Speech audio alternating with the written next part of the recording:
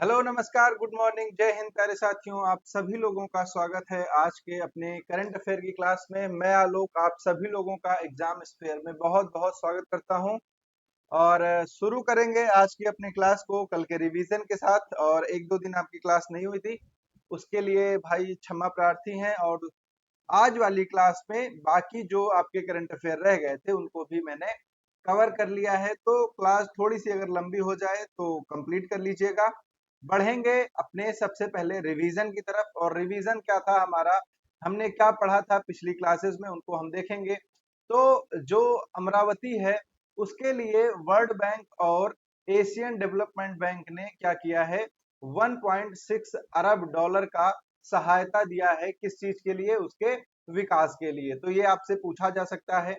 Nepal team के नए मुख्य कोच बनाए गए हैं पुगदू दास नायके। ये श्रीलंका के खिलाड़ी हैं दोस्त। उसके बाद है कि संयुक्त राज्य अमेरिका ने सॉरी अमीरात ने अ, अपने आने वाले भारतीय यात्रियों के लिए कितने दिन का वीजा ऑन अराइवल जो है वो लागू किया है। तो यहाँ पर यूएई के द्वारा भारतीयों को 14 दिन का वीजा ऑन अराइवल जो है वो दिया जा रहा है। उसके बाद एसएएफएफ महिला चैंपियनशिप में 50 अंतरराष्ट्रीय गोल करने वाली जो बनी है वो बनी है बाला देवी। और बाला देवी को भारत का क्या बोला जाता है? गोल मशीन भी बोला जाता है। क्या बोला जाता है इनको? गोल मशीन, है ना। चलिए आगे देखिए। आगे क्या है, राष्ट्रीय पैरा तैराकी चैंपियनशिप का 24वां संस्करण कहां पर शुरू हो रहा है? तो ये हो रहा है दोस्त गोवा में। उसके बाद राष्ट्रीय महिला आयोग की नई अध्यक्ष कौन बनी है? ये इंपॉर्टेंट है, इसको नोट कीजिएगा। ये है विजया किशोर रहाटकर। ठीक है, कौन है? विजया किशोर रहाटकर। इनको क्या नियुक्त किया गया है? महिला आयोग का नया अध्यक्ष इनको बनाया गया है। अगर बात करें तो ये इसके पहले कहाँ की थी? तो इसके पहले ये महाराष्ट्र की जो महिला आयोग होते हैं उसकी अध्यक्ष ये थी। क्लियर। उसके बाद झारखंड का पुलिस महानिदेशक किसको नियुक्त किया गया? तो ये नियुक्त किया गया है भाई साहब अजय सिंह को। ये इसके पहले भी झारखंड के डीजीपी रह चुके हैं और इनको अब फिर से एक बार यहाँ का डीजीपी बनाया गया। किसके द्वारा? चुनाव आयोग के द्वारा। किसके द्वारा? चुनाव आयोग के द्वारा। क्यों? क्योंकि यहाँ पर अभी क्या होने वाला है? इलेक्शन होने वाला है। ठीक है, तो ये चीज यहाँ पर क्लियर हो जाती है। उसके बाद राष्ट्रीय शिक्षण सप्ताह का शुभारंभ किसके द्वारा किया गया? तो इसको किया भारत के प्रधानमंत्री मोदी जी ने। फिर उसके बाद पूछा गया कि ऐसे चौथे खिलाड़ी कौन से हैं जिन्होंने टेस्ट क्रिकेट में अपने 9000 रन कंप्लीट कर लिए? तो वो है रन मशीन विराट कोहली। इन्होंने अपने जो टेस्ट क्रिकेट के 9000 रन होते हैं वो कंप्लीट कर लिए हैं। इसके ऊपर अगर बात करें तो कौन कौन है? तो सचिन तेंदुलकर हैं, राहुल द्रविड़ हैं और सुनील गावस्कर हैं। तो इनको भी आप बढ़िया से याद कर लीजिएगा। चलिए उसके बाद एशियाई विकास बैंक का मुख्यालय कहां पर स्थित है? तो ये दोस्त स्थित है कहां पर? ये स्थित है मनीला में, फिलीपींस में। इसको भी आप याद कर लीजिएगा। उसके बाद नेशनल लर्निंग वीक का आयोजन कहां पर किया गया? तो ये देखो, ये किया जाता है किसके लिए? जो सिविल सर्वेंट होते हैं उनके लिए। उनको 4 घंटे का प्रशिक्षण दिया जाता है और इस बार लगभग 30 लाख सिविल सर्वेंट जो है वो इसमें शामिल हुए हैं। इसको आयोजित किया गया है कहां पर? नई दिल्ली के डॉक्टर अंबेडकर इंटरनेशनल सेंटर में। उसके बाद एसएएफएफ महिला चैंपियनशिप का 7वां संस्करण कहां आयोजित किया? तो ये किया गया भाई साहब नेपाल के काठमांडू में। और यहीं पर बाला देवी ने पाकिस्तान के खिलाफ क्या किया? 50वां गोल किया और ऐसा करने वाली ये पहली भारतीय महिला बन गई। उसके बाद बांग्लादेश ने एसएसएफ को में हरा कर किसको मतलब किसको हराया और 2022 का जो खिताब है वो अपने नाम किया? तो 2022 में बांग्लादेश ने हराया था किसको? नेपाल को। ठीक है, किसको? नेपाल को हराकर अपने नाम खिताब किया था। और अभी अगर आप वर्तमान चैंपियन कौन है, तो इस हिसाब से वर्तमान चैंपियन कौन हो जाएगा? बांग्लादेश हो जाएगा। चलिए अब शुरू करेंगे आज का अपना करंट अफेयर। और बहुत ही शानदार तरीके से पहला क्वेश्चन होगा कि प्रधानमंत्री नरेंद्र मोदी किस देश के कजान शहर में ब्रिक्स शिखर सम्मेलन 2024 में भाग लेने के लिए पहुंचे हैं? यानी कि आपसे पूछा जा रहा है कि जो ब्रिक्स है इस 2024 का, इसका आयोजन कहां पर किया जा रहा है? तो सिंपल सा है, इसका आयोजन दोस्त हो रहा है कहां पर? रूस में कहां? कजान में, है ना। तो आज ये समाप्त भी हो गया। तो ब्रिक्स का आयोजन कहां पर किया जा रहा है? रूस के कजान में किया जा रहा है। ये कौन सा संस्करण है? अगर संस्करण की बात करें तो ये 16वां संस्करण हो जाता है। ठीक है, ब्रिक्स में कौन कौन से देश हैं? तो अगर नाम पर अगर आप जाएंगे तो यहाँ पर हो जाएगा ब्राजील, रसिया, इंडिया, चाइना और साउथ अफ्रीका। तो ये 5 देश पहले से हैं। ठीक है, अगर आप संस्थापक देशों की बात करें तो संस्थापक देश कौन कौन से थे? आई, सी और आर। ठीक है, कौन कौन थे? इंडिया, चाइना और रसिया, ये तीनों क्या थे? संस्थापक देश थे किसके? ब्रिक्स के। क्लियर? ये क्या है? ये इसको बनाया गया है किस पर? इसको बनाया गया है जो अग्रणी उभरती अर्थव्यवस्थाएं हैं, ठीक है, उनको लेकर। उसके बाद फिर इसमें 2011 में आके ब्राजील जो है और साउथ अफ्रीका जो है ये मिलते हैं और इसका पूरा नाम जो है ये क्या हो जाता है? ब्रिक्स हो जाता है। अभी वर्तमान में इसमें यूएई भी है, इथियोपिया भी है, ठीक है, तो और बाकी मिस्र भी है, तो ये सारे देश भी इसमें शामिल हो चुके हैं। क्लियर? चलिए, तो ये सारी चीज आपको समझ में आ गई होगी। आगे चलते हैं। आगे है कि 5वां अंतरराष्ट्रीय जल पुरस्कार जो है ये किस राज्य को पहला स्थान प्राप्त हुआ है इसमें? तो ये दोस्त आपके पास ऑप्शन है उत्तर प्रदेश, उड़ीसा, पुदुचेरी और गुजरात।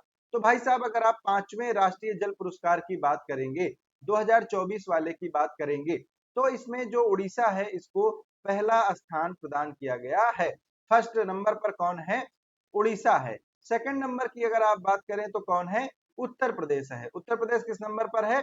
दूसरे स्थान पर है। और यहीं पर अगर आप बात करें पुदुचेरी और गुजरात की, तो इनको दोस्त संयुक्त रूप से किस नंबर पर रखा गया है? थर्ड नंबर पर रखा गया है, तीसरे नंबर पर रखा गया है। क्लियर? चलिए आगे चलते हैं। आगे आपसे पूछा गया है कि राष्ट्रपति ने नई दिल्ली में जो पुरस्कार प्रदान किए वो क्या है? वो देखिए, संस्करण की अगर आप बात करेंगे, संस्करण कौन सा था? तो संस्करण था दोस्त फिफ्थ, मतलब 5वां संस्करण था, 5वीं बार ये प्रदान किए गए हैं। क्लियर? पहला स्थान उड़ीसा का, दूसरा स्थान अगर आप बात करें उत्तर प्रदेश का, और तीसरा स्थान पुदुचेरी और गुजरात को संयुक्त रूप से। सर्वश्रेष्ठ अगर आप जिले की बात करें, ठीक है, सर्वश्रेष्ठ जिला कौन है? तो विशाखापत्तनम है। ठीक, कौन सा है? विशाखापत्तनम है, आंध्र प्रदेश से। उसके बाद धलाई है त्रिपुरा से, बांदा है यूपी से, और गंदेरबल है कहां से? जम्मू कश्मीर से। और अगर आप संयुक्त रूप से देखेंगे तो इंदौर और बलांगीर है, ये दोनों भी है। तो सर्वश्रेष्ठ जिला अगर आप क्षेत्रवार देखेंगे, नॉर्थ ईस्ट साउथ वेस्ट में, तो जम्मू कश्मीर का कौन सा है? गंदरबेल है। उसके बाद अगर आप बात करेंगे किसकी? उत्तर पूर्व की, तो उत्तर पूर्व में कौन कौन सा हो जाएगा? उत्तर पूर्व में आपका धलाई और बांदा हो जाएगा। ठीक है, कौन सा? धलाई और बांदा हो जाएगा। ठीक है, क्लियर? और अगर आप बात करेंगे इसके बाद संयुक्त रूप से पश्चिम की, तो पश्चिम में कौन कौन सा हो जाएगा? इंदौर और बालंगीर हो जाएगा। तो ये सारी चीजें हैं, कैटेगरीज आप यहाँ पर नोट डाउन कर लीजिएगा। फिर उसके बाद अगर आप बात करें सर्वश्रेष्ठ ग्राम पंचायत, तो वो किसको मिला है? पुलमपारा। ठीक है, किसको मिला? पुलमपारा, केरल की, ये केरल का एक गांव है वहां पर तिरुवनंतपुरम में, तो पुलमपारा को सर्वश्रेष्ठ ग्राम पंचायत का अवार्ड मिला। उसके बाद सर्वश्रेष्ठ शहरी निकाय, ये मिला किसको? सूरत को। सर्वश्रेष्ठ स्कूल या कॉलेज का अवार्ड मिला सरकारी उच्च प्राथमिक विद्यालय जेठवा का बास, ये कहां पर स्थित है? राजस्थान में स्थित है। और ये सारे आपसे पूछे जाएंगे, इसको अन्यथा में मत लीजिएगा कि इसको स्किप कर देते हैं, छोड़ देते हैं, पढ़ के जाइए, ये पूछे जाने वाले आपसे प्रश्न हैं। उसके बाद सर्वश्रेष्ठ उद्योग, ये मिला Aravali power company private limited, Haryana में स्थित है। फिर उसके बाद सर्वश्रेष्ठ जल उपयोगकर्ता संघ, ये मिला पेंटाकली project union of water user association. उसके बाद सर्वश्रेष्ठ संस्थान, ये मिला तमिलनाडु कृषि विश्वविद्यालय को। तो ये पूरा क्या है? अवार्ड की लिस्ट है जो यहाँ पर प्रदान की गई है। क्लियर? चलिए, उसके बाद आपसे पूछा गया कि भारतीय वायुसेना और सिंगापुर की वायुसेना के बीच में एक संयुक्त वायुसेना अभ्यास हुआ और ये इसका 12वां संस्करण था। इसको कहां पर आयोजित किया गया? तो दोस्त इसको आयोजित किया गया है कहां पर? कलाई कुंडा में। कहां पर? कलाई कुंडा में इसको आयोजित किया गया है। बस इतना ही आपको याद रखना है। ये जो शुरू हुआ था 21 अक्टूबर को, ये क्या हुआ? शुरू हुआ था। यहाँ पर इंडियन एयर फोर्स और कौन कौन सी? सिंगापुर एयर फोर्स, ये दोनों की वायुसेनाएं जो हैं इसमें भाग ली हैं और ये इस अभ्यास का 12वां संस्करण हो जाता है। क्लियर? चलिए आगे बढ़ेंगे शानदार तरीके से। उसके बाद ये बहुत ही इंपॉर्टेंट क्वेश्चन आपसे पूछा गया है कि 2026 के कॉमनवेल्थ गेम्स में किन खेल को बाहर कर दिया गया है? तो यहाँ पर अगर आप देखेंगे तो मोटा मोटा 10 खेलों को बाहर किया गया। कितने? 10 खेलों को दोस्त बाहर कर दिया गया और उसमें से एक बैडमिंटन भी हो जाता है। ठीक है? क्लियर? ठीक है, कौन सा हो जाता है? बैडमिंटन हो जाता है। बैडमिंटन के लिए इसको बाहर कर दिया गया है। और देखिए अब सब इंपॉर्टेंट इंपॉर्टेंट चीज नोट करेंगे सभी लोग।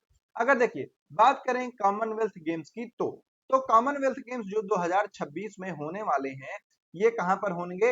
ये पहले होना था दोस्त कहां पर? ऑस्ट्रेलिया में। लेकिन अब ऑस्ट्रेलिया में कुछ रीजन से क्या हुआ? ये पोस्टपोन हो गया। तो अब ये आयोजित किया जा रहा है कहां पर? ग्लासगो में।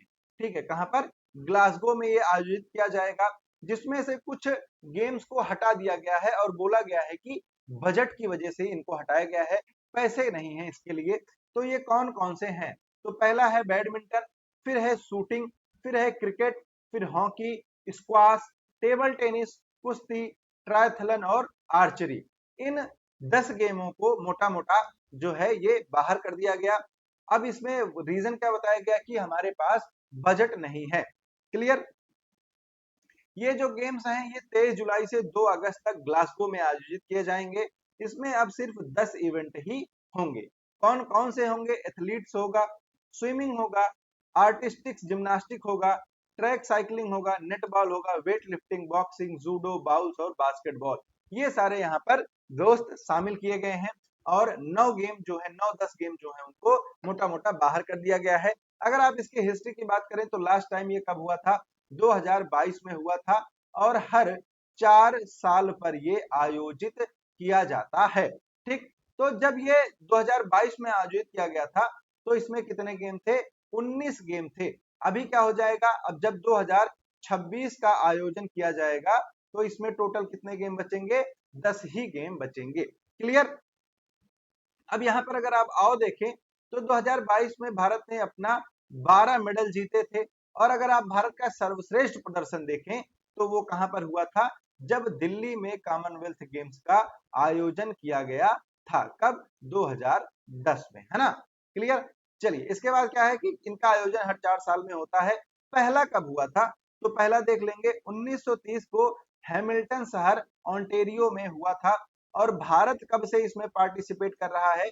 भारत कॉमनवेल्थ गेम्स में 1934 से पार्टिसिपेट कर रहा है। तो ये बढ़िया से आप बढ़िया खूब शानदार तरीके से नोट डाउन कर लीजिएगा। जो भी लोग नए हैं एक बार सब्सक्राइब कर लीजिएगा दोस्त। उसके बाद आपसे पूछा गया है कि एडीबी ने हालिया निर्णय के अनुसार किस देश को अपने सदस्य राष्ट्रों के रूप में मंजूरी दी है? तो वो दी गई है किसको? वो दी गई है दोस्त इजराइल को। ठीक है, जो एशियाई विकास बैंक एडीबी है, इन्होंने क्या किया? इन्होंने इजराइल को अपने सदस्य बनने के लिए मान्यता प्रदान कर दी है। और क्या था कि लगभग इसी साल में 2024 में ही मार्च अप्रैल में इजराइल ने इसमें अप्लाई किया था, तो अब इसको मान्यता मिल गई है। अब ये कौन सा सदस्य बन जाएगा? इजराइल अब बन जाएगा 69th मेंबर ऑफ किसका? एशियन डेवलपमेंट बैंक का, एडीबी का। क्लियर? अगर आप बात करें एडीबी का मुख्यालय कहां पर स्थित है? मनीला, फिलीपींस में स्थित है दोस्त। इसका गठन कब किया गया था मेरे भाई? तो इसका गठन किया गया था 19 दिसंबर 1966 को। ठीक है, और उसके बाद अध्यक्ष कौन नियुक्त किए गए हैं इसके वर्तमान में?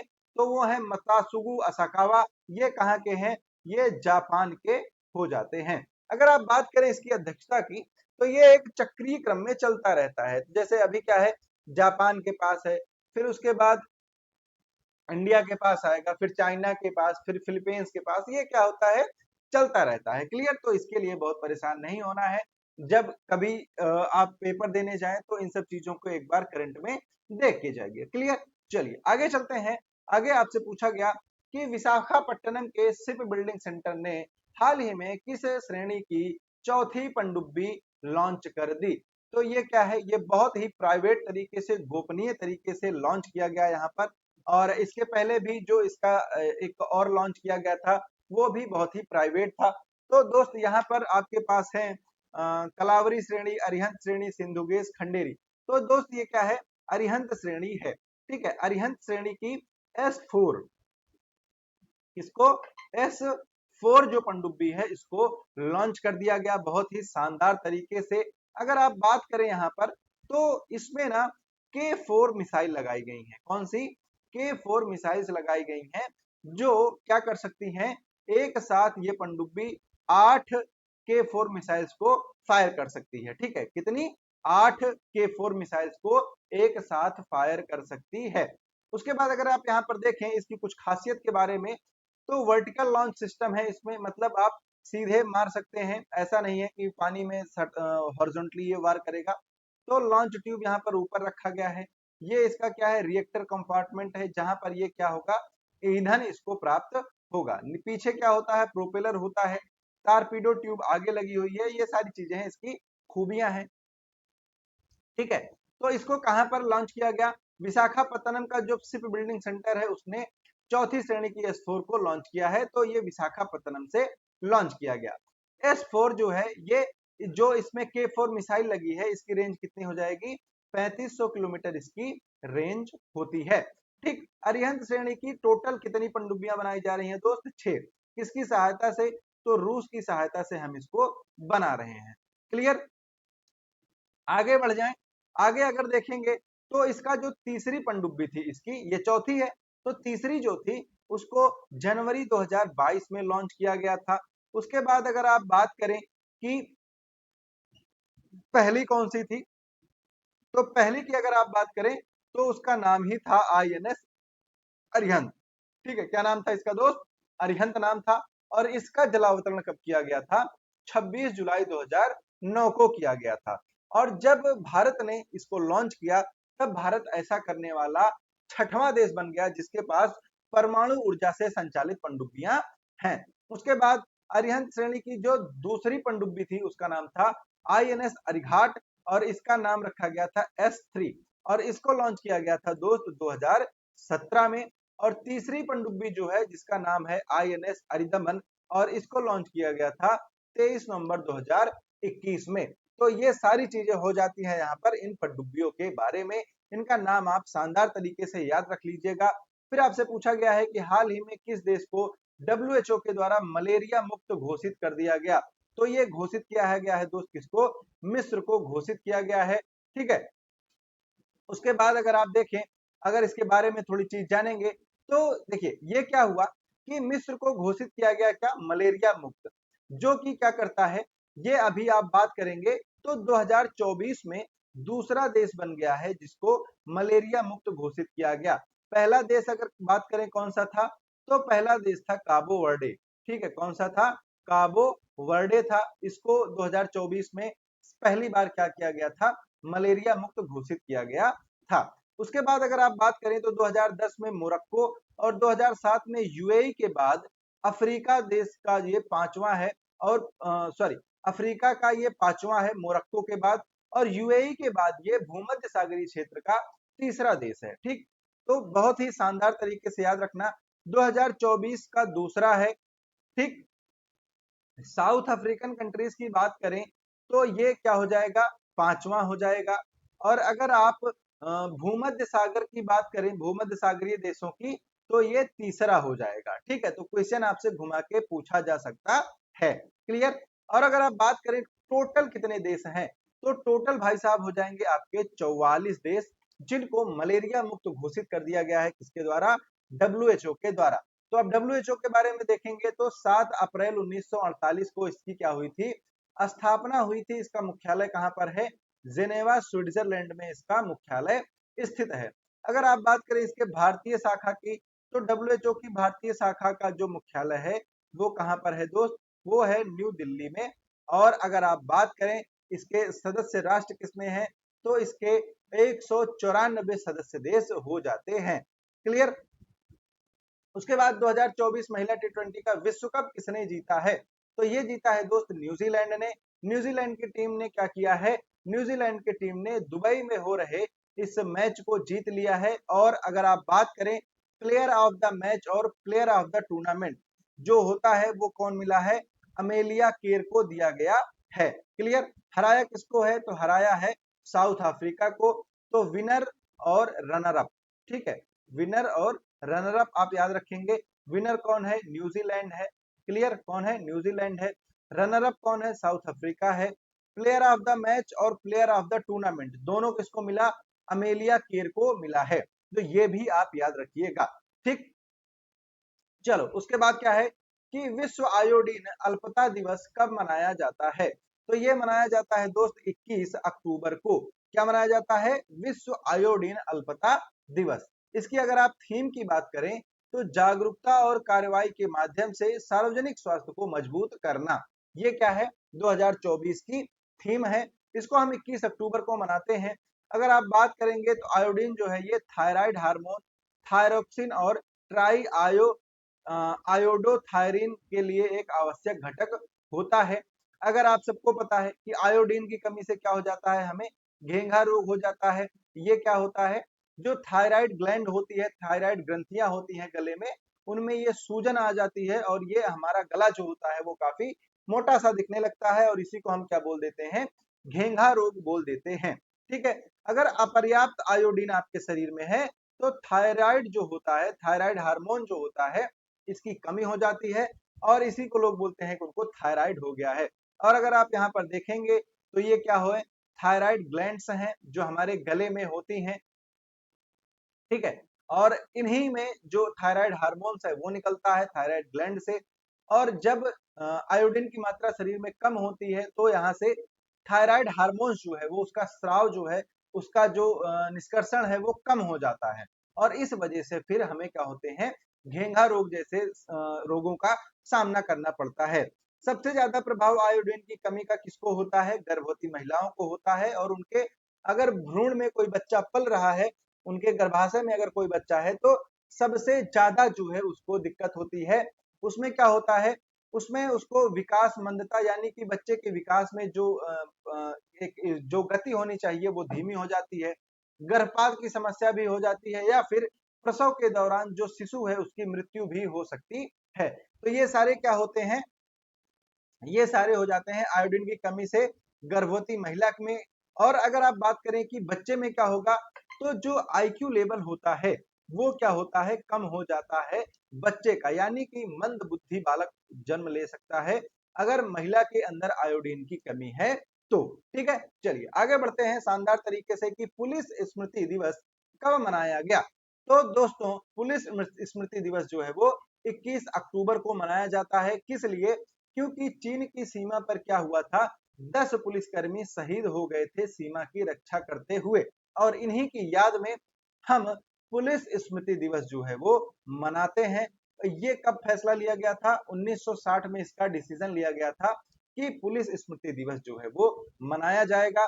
उसके बाद से एक और है कि भारत और चीन के बीच किस क्षेत्र में पेट्रोलिंग को लेकर नया समझौता किया गया है? तो यहाँ पर अगर आप देखेंगे तो भारत और चीन के बीच में लद्दाख जो क्षेत्र है, लद्दाख रेंज को लेकर एक समझौता किया गया कि यहाँ से हम क्या करेंगे? जो मिलिट्री है उसको हम क्या करेंगे? डिसएंगेज करेंगे, यानी कि हम यहाँ पर पेट्रोलिंग के लिए एक नया समझौता करेंगे और उसके बाद उस नए समझौते के हिसाब से हमारी पेट्रोलिंग जो है वो चलाई जाएगी। तो यहाँ पर अगर आप देखेंगे तो ये भारत का क्षेत्र है और ये चीन का क्षेत्र है। और ये क्या है? गलवान घाटी है जहां पर विवाद हुआ था और इसके लिए बाद में बहुत सारे सैन्य बैठकें भी हुई, मंत्री स्तर की भी बैठकें हुई और इनका अब जो हल है वो धीरे धीरे निकाला जा रहा है। ठीक है, तो इसको क्या किया गया? यहाँ पर एलएसी पर पेट्रोलिंग के लिए नए जो यहाँ पर सहमति बनी है नए नियम को लेकर। तो वो कहां पर बनी है? जो एलएसी है, लाइन ऑफ एक्चुअल कंट्रोल है, वहां पर अब क्या होगा? पेट्रोलिंग किया जाएगा और पेट्रोलिंग के नए सिस्टम के बाद अब दोनों देशों की सीमाएं जो है वो अब अपने अपने मूल स्थान पर वापस जाएंगी। क्लियर? अगर आप बात करें चीन और भारत के बॉर्डर की तो यहाँ पर ये जो रेखा आप देख रहे हैं ये क्या है? ये मैकमोहन रेखा है। क्या है, मैकमोहन रेखा है भारत और चीन के बीच में। और ये जो मैकमोहन रेखा है इसका निर्धारण कब हुआ था, 1993 में इसका निर्धारण हुआ था।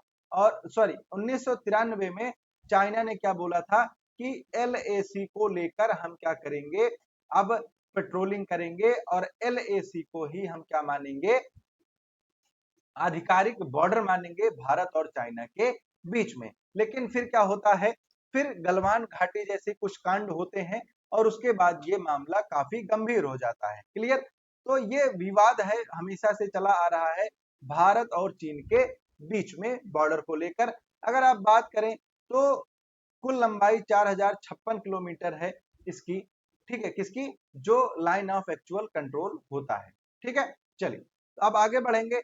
अगर आप बात करें तो यहाँ पर 1914 में इसको डिक्लेयर किया गया था मैकमोहन रेखा कि ये कौन सी होगी। ठीक है, क्लियर। तो ये भी आप बढ़िया से याद रखिएगा। उसके बाद 1993 में चीन ने इसको मानना शुरू किया और उसके बाद यहाँ पर अगर आप ये वाली लाइन देखेंगे तो ये क्या है, ये है लाइन ऑफ एक्चुअल कंट्रोल। और ये क्षेत्र क्या है, ये क्षेत्र है अक्साई चीन। क्या है, अक्साई चीन। तो वास्तविक रेखा कौन सी है, वास्तविक रेखा है मैकमोहन, है ना, कौन सी है, मैकमोहन रेखा है जो यहां से जा रही है। क्लियर। और इतना जो क्षेत्र है ये चीन कब्जे में लिया हुआ है और इसको LAC के तहत अब नई रेखा मानता है। ठीक, चलिए अब आगे बढ़ेंगे। आगे क्या है कि 2024 एशियन क्रॉस कंट्री चैंपियनशिप में भारत ने कितने स्वर्ण पदक जीते, तो भारत ने 7 स्वर्ण पदक जीते हैं दोस्त, इसको आप देख लीजिए। यहाँ पर क्या हुआ कि भारतीय खिलाड़ियों ने 17वीं जो होती है यानी कि 17th Asian cross country championship में 7 गोल्ड मेडल जीत लिए हैं। और ये आयोजित कहाँ पर हो रहा है, ये आयोजित हो रहा है हांगकांग में। इसमें अगर आप बात करें तो मेंस एंड वीमेंस इंडिविजुअल में गुलवीर और सीमा ने गोल्ड मेडल जीता है। मध्य प्रदेश के विनोद सिंह ने क्या जीता है, अंडर 20 ग्रुप में क्या जीता, गोल्ड मेडल जीता है। और अगर आप जूनियर वीमेंस की बात करें तो एकता डे ने गोल्ड मेडल जीता है। तो इन सभी लोगों ने भारत के लिए गोल्ड मेडल जीता है और भारत ने कुल 7 गोल्ड मेडल अपने नाम किए हैं। आगे देखिए इंडोनेशिया के नए राष्ट्रपति कौन बने हैं, तो वो बने हैं प्रबोवो सुबियांतो। इनको चुना गया है इंडोनेशिया का नया राष्ट्रपति और इन्होंने 109 कैबिनेट मंत्रियों के साथ शपथ ली जो अब तक का 1966 के बाद से सबसे बड़ा क्या है, कैबिनेट मंत्रालय है। 1966 में इंडोनेशिया के राष्ट्रपति थे सुकर्णो और सुकर्णो ने 132 मंत्रियों के साथ अपने कैबिनेट को निर्मित किया था। अगर आप बात करें तो फिलीपींस के सॉरी इंडोनेशिया के बारे में, तो इसकी राजधानी पहले थी जकार्ता और अब इसको क्या कर दिया गया है, नूसंतारा कर दिया गया है। क्या कर दिया गया है, नूसंतारा कर दिया गया है। क्लियर। अगर आप बात करें इंडोनेशिया की तो यहाँ पर लगभग 17,508 द्वीप हैं और ये इन्हीं द्वीपों से मिलकर बना है। और अगर आप बात करें तो इंडोनेशिया की जनसंख्या दुनिया में 4th नंबर पर आती है और यहाँ पर सबसे ज्यादा मुस्लिम है और ये सबसे ज्यादा मुस्लिम आबादी वाला देश भी हो जाता है। अगर आप इसकी सीमाओं की बात करें, इसकी सीमा किससे किससे लगती है, तो वो लगती है पपुआ न्यू गिनी से, तिमोर से और मलेशिया से इसकी सीमा लगती है। और अगर इसके पड़ोसी देशों की बात करें जो मतलब क्या है कि समुद्री सीमा के साथ इसके पड़ोसी हैं, तो वो है सिंगापुर, फिलीपींस, ऑस्ट्रेलिया और भारत। ठीक है। और अगर आप बात करें इसके मुख्य द्वीप कौन कौन से हैं, तो वो दोस्त हैं सुमात्रा, जावा, कालीमंतन, सुलावेसी और पापुआ। ये इसके प्रमुख द्वीप हो जाते हैं। क्लियर। चलिए इसके बाद है कि प्रधानमंत्री मोदी ने किस योजना के तहत छत्तीसगढ़, मध्य प्रदेश और उत्तर प्रदेश में नए हवाई अड्डे लॉन्च किए, तो ये था उड़ान स्कीम के तहत। ये इसका पूरा मतलब क्या हो जाता है, इसका मतलब था उड़े देश का आम नागरिक, है ना, क्या था, उड़े देश का आम नागरिक। इसके तहत क्या किया गया है, तो ये आप नोट करेंगे छत्तीसगढ़ के सुगुर्जा में, मध्य प्रदेश के रीवा में और उत्तर प्रदेश के सहारनपुर में नए एयरपोर्ट बनाए गए और इनका उद्घाटन वर्चुअल तरीके से किसके द्वारा किया गया, प्रधानमंत्री नरेंद्र मोदी के द्वारा किया गया। ठीक है, क्लियर। छत्तीसगढ़ में जो सुरजा एयरपोर्ट है इसका नाम क्या होगा, मां महामाया एयरपोर्ट होगा। उसके बाद अगर आप देखें तो भारत और ओमान के बीच किस नौसैनिक अभ्यास का आयोजन किया गया, तो यहाँ पर नसीम अल बहर इस आयोजन का नाम था, इस संयुक्त अभ्यास का नाम था। इसका आयोजन यहाँ पर किया गया कब से कब तक, 13 से 18 अक्टूबर के बीच में। क्लियर, तो बस आपको इतना याद रखना है ये किसके किसके बीच में था, तो ये था भारत और ओमान के बीच में। किसके बीच में, भारत और ओमान के बीच में इसका आयोजन किया गया था। अगर आप कुछ और की बात करें तो एक्सरसाइज इंद्रधनुष जो है ये भारतीय वायुसेना और ब्रिटेन की वायुसेना के बीच में किया जाता है। अजय योद्धा की बात करें तो भारत और यूके के बीच में होता है। काजीन की बात करें तो ये होता है भारत और जापान के बीच में। उसके बाद अगर आप बात करें संप्रति, तो संप्रति होता है भारत और बांग्लादेश के बीच में। हैंड इन हैंड होता है भारत और चीन के बीच में। इंद्र होता है भारत और रूस के बीच में। मित्र शक्ति भारत और श्रीलंका के बीच में। डस्टलिक जो संयुक्त सैन्य अभ्यास है ये भारत और उज्बेकिस्तान के बीच में होता है। कारपेट जहां पर भी नाम आए बांग्लादेश लगा दीजिएगा। कारपेट कहां पर होता है, बांग्लादेश और भारत के बीच में होता है। धर्म गार्जियन कहां पर होता है, भारत और जापान। समुद्र शक्ति भारत और इंडोनेशिया। एक्वेरियन जो होता है वो इंडिया और मालदीव के बीच में हो जाता है। युद्ध अभ्यास के नाम से ही जो युद्ध अभ्यास होता है वो भारत और अमेरिका के बीच में। मैत्री जो है भारत और थाईलैंड के बीच में आयोजित किया जाता है। मालाबार जो है ये क्वाड जो है इनके बीच में आयोजित होता है। यहाँ पर ऑस्ट्रेलिया और लिख लीजिएगा, ठीक है। तो इसमें भारत, जापान, संयुक्त राज्य अमेरिका और ऑस्ट्रेलिया भी शामिल होते हैं। उसके बाद काजिंद, काजिंद भारत और कजाकिस्तान के बीच में। गरुण जो है भारतीय और फ्रांस के बीच में होता है। अल नगाह जो है भारतीय और रॉयल ओमान सेना के बीच में होता है। संप्रति जो है भारत और बांग्लादेश। सिम्बेक्स भारत और सिंगापुर। वरुण जो है ये भारत और गोवा यानी कि भारत का ही है, गोवा में किया जाता है। ऑसी इंडेक्स जो है, ऑसी मतलब ऑस्ट्रेलिया हो जाता है, तो भारत और ऑस्ट्रेलिया के बीच में। मित्र शक्ति जो है वो भारत और श्रीलंका के बीच में आयोजित किया जाता है, ठीक है। तो इसको आप याद कर लीजिएगा। उसके बाद मालदीव ने यूपीआई पेश करने का निर्णय लिया है। किसके द्वारा लिया गया है निर्णय, तो मालदीव के राष्ट्रपति के द्वारा यह निर्णय लिया गया। और यहाँ पर अगर आप बात करें तो 8 डिग्री जो चैनल है ये सीमा निर्धारण करता है किसके बीच में, मालदीव और भारत के बीच में। अगर आप बात करें यूपीआई के बारे में तो यूनिफाइड पेमेंट इंटरफेस इसका नाम है। अप्रैल 2016 में एनपीसीआई, ठीक है, NPCI national payment corporation of India के द्वारा इसको शुरू किया गया था। क्लियर, इसके जैसे फोन पे, गूगल पे आप लोग चलाते हैं तो ये इसके एप्लीकेशंस हैं। और एंड करेंगे आज की क्लास को यहीं पर। आपके लिए स्टैटिक जीके था लेकिन उसके लिए टाइम अभी दोस्त नहीं है। मिलते हैं अगले क्लास में। अगर आप लोगों का कोई सवाल है, कोई प्रश्न है, तो आप उसको कमेंट बॉक्स में शानदार तरीके से पूछ सकते हैं और उससे भी ज्यादा शानदार तरीके से मैं आपको उसका उत्तर यहाँ पर देने वाला हूँ। और मिलते हैं फिर अगले सेशन में आप लोगों के साथ। तब तक के लिए आप लोगों को प्यार भरा नमस्कार। जय हिंद, जय भारत।